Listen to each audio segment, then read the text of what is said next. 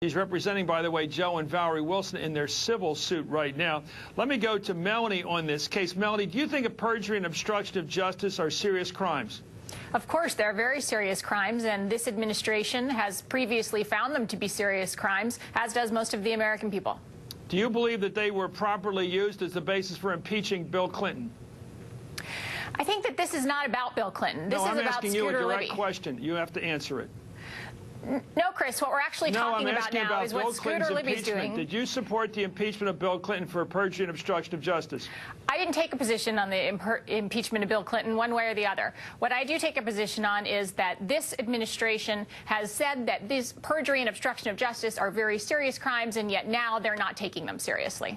So you've never said anything to anyone in any circumstances about the Bill Clinton impeachment exercise at all? You've never, ever spoken about that in your life? Certainly my organization, Citizens for Responsibility and Ethics in Washington, has not taken a position. You personally, have you ever said anything about Bill Clinton's impeachment to anyone? I'm sure that I must have said something about Bill Clinton's impeachment to someone, yes. And you didn't take a position on whether he should have been properly impeached for perjury and obstruction of justice? I take the position that Bill Clinton was found to have perjured himself by the House, but the Senate declined to convict him. And that's what happened in that case. Here, on the other hand, we have a jury of 12 citizens who convicted Mr. Libby.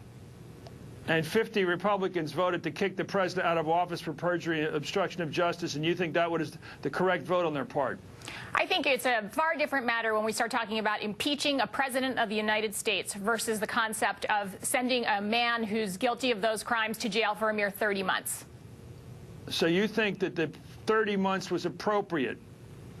I think that Judge Walton, who's a Republican Bush appointee, found that that was an appropriate sentence. The sentencing guideline range for perjury and obstruction of justice is 30 to 37 months, so it was on the low end of the sentencing guidelines.